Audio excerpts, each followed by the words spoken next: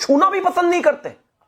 वो अच्छे हैं, वो बहुत बढ़िया हैं, वो राष्ट्रवादी है। अरे किसने कहा राष्ट्रवादी नहीं है भैया? वो गजब बात हो गई। और आप कह रहे हो कि हमारे कहने पर लड़ने गए। आरजेडी को फोन किया तो था, उन्होंने मंचों पर खड़ा हो कर कहा था कि मुझे दे दो सीटें। अब आपने दी नहीं, आपका नहीं, नहीं, तो वो हमारे एजेंट हो गए। हमने नहीं कहा आप टोपी की बात कर रहे थे, बाबरी के खिलाफ वाले और एक है साथ वाले, वो साथ वाले हैं। नहीं शिवम भाई, आप टोपी की बात कर रहे थे तो टोपी वाली तस्वीर निकाल कर मैं तो कहता हूं अब आजकल के जमाने में एआई तस्वीरें कितनी हैं भगवान ही जाने, सत्यापित कौन करेगा भैया। और ये समाजवादी वालों को तो काम ही है फर्जी तस्वीरें बनाना, एडिटेड वीडियोस। और ये काम गिरिराज सिंह का है सर। मुझे तो नहीं पता इसके बारे में, क्या पता है बनवा लिया हो इन्होंने। ये काम गिरिराज सिंह का है। मैं फिर से वही कह रहा हूं, पर फिर भी मैं वही कह रहा हूं, गिरिराज सिंह का है सर, हमारा नहीं है। ये मुसलमानों गिरिराज सिंह बनवाते हैं। ये मुस्लिमों के वोट के चक्कर में ऐसा ना हो कि दूसरे बाकी सारे समाज साफी कर दें। ठीक है, मैं आदिल भाई 30 सेकंड और दे दीजिए, मैं आ रहा हूं। अलावा कुछ है एक टास्क आपको देता हूं। आपने बहुत जलेबी बनाई, एक बार और जलेबी बनाने का आपको टास्क देता हूं।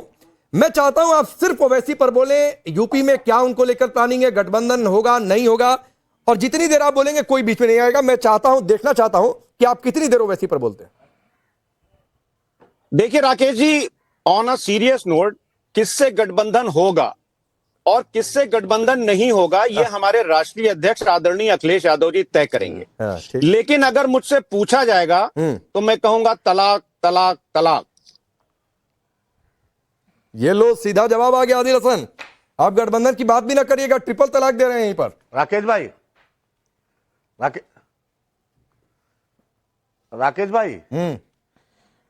राकेश भाई बोलिए ना, मैं तो पूछ रहा हूं सवाल आपसे। राकेश साहब, अरे आप ही से पूछ रहा हूं। फराज किदवई कह रहे हैं कि हमसे पूछा जाएगा एमआईएम से गठबंधन पर तो ट्रिपल तलाक है। बड़े भाई,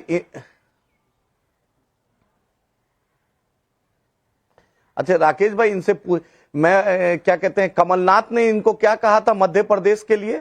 बंगाल भी गए थे। अभी गोवंडी में आबू आजमी के जो विधानसभा में सब सीट हराए हैं बीएमसी में, रईस शेख इनका खिलाफ किया था। ये कर्नाटका चुनाव लड़े, मध्य प्रदेश लड़े, बंगाल लड़े, अखिलेश यादव बिहार लड़ सकते हैं, दिल्ली लड़ सकते हैं, तो सब जायज है। राजस्थान लड़ सकते हैं, गुजरात लड़ सकते हैं, जायज। और हम चुनाव लड़े तो इनसे परमिशन लेना पड़ेगा।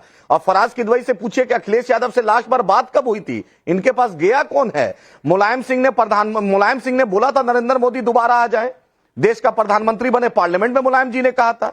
उसके बाद अखिलेश पद्मश्री उनको मिला। मुजफ्फरनगर दंगे की याद दिला दो तो इनको सफाई में नाच हो रहा था। डिंपल भाभी जीते, भतीजा जीते, चच्चा जीते, लेकिन मुसलमान जीते तो दिक्कत होता है। इनके पास जा रहा कौन? हम तो बात करेंगे तो अखिलेश जी से करेंगे ना, इनसे कौन? लास्ट टाइम अखिलेश जी का दर्शन कब हुआ था, इनसे पूछिए ना। ये उस जगह पर नहीं है जो, और ट्रिपल तलाक इस देश में बैन है, बोल दीजिए, केस हो जाएगा। यूपी पुलिस ऐसे ही खोज रही है। मुसलमानों के मुद्दे पर आफरीन का घर का बुलडोजर चलाया इलाहाबाद में, कुछ नहीं बोले ये।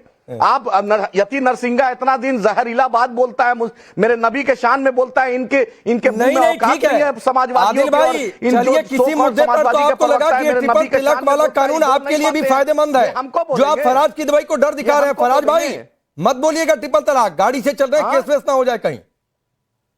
नहीं देखिए राकेश भाई, आदिल भाई जो बोल रहे हैं ना कि मुझसे केस हो जाएगा हर डेढ़ में। अरे सुनिए तो, अरे सर आदिल भाई सुनिए, नहीं इन्होंने राकेश भाई बोला कि ये मुझसे क्यों बात करेंगे। अरे भाई जो पूछने वाले, अरे भाई मेरा लीडर किसी के चौखट पे नहीं जाता है। इंदिरा गांधी जी दारुसलाम आई थी।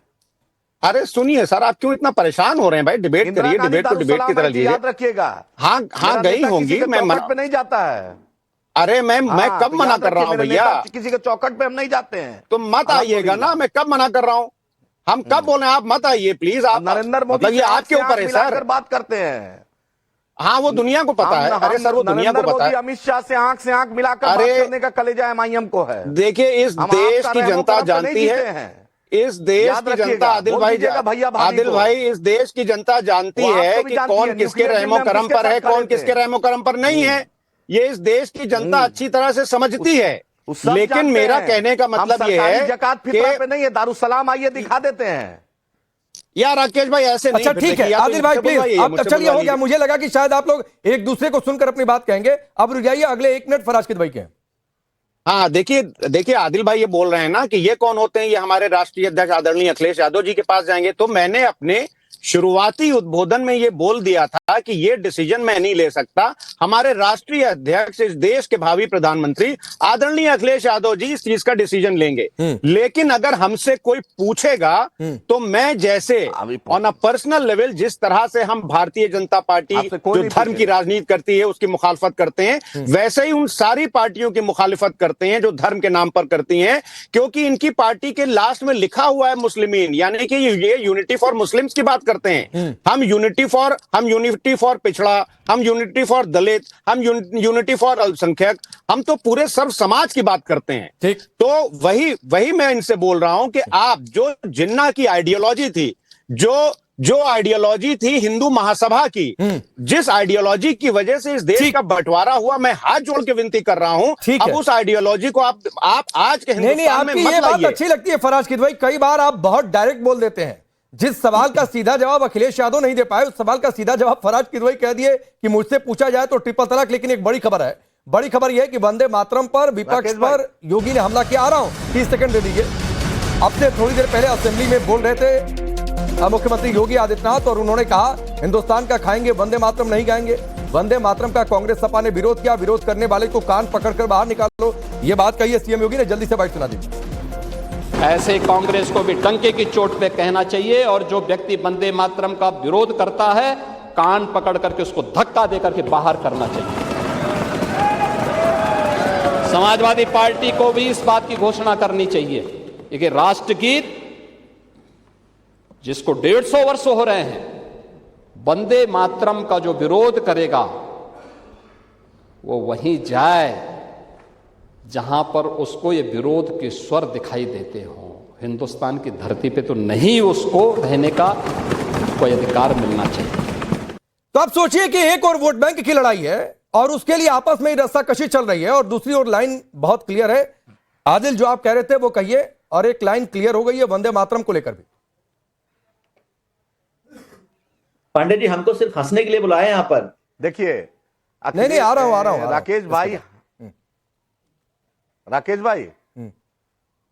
राकेश साहब, हम तो यही जानते हैं कि सरफरोशी की तमन्ना हमने दिया, सारे जहां से अच्छा हमने दिया, हिंदुस्तान जिंदाबाद के नारे हमने दिए, हुब्बुल वतनी का फतवा हमने दिया, हम टीपू सुल्तान हमने दिया, फजले हक हैदराबादी हमने दिया, तिरंगा हमने दिया। हम आरएसएस की तरह तो थे नहीं कि 52 साल तिरंगा नहीं फैलाए। जो 3 आदमी तिरंगा फैलाने गया उस पर केस कर दिए।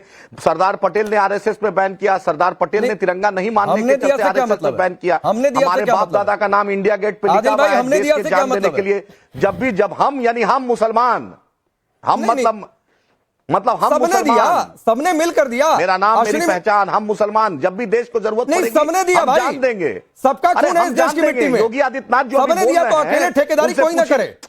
सर सबने दिया, अकेले ठेकेदारी मत करिए अश्विनी मिश्रा। अरे भाई, यही तो योगी आदित्यनाथ को नहीं पता है।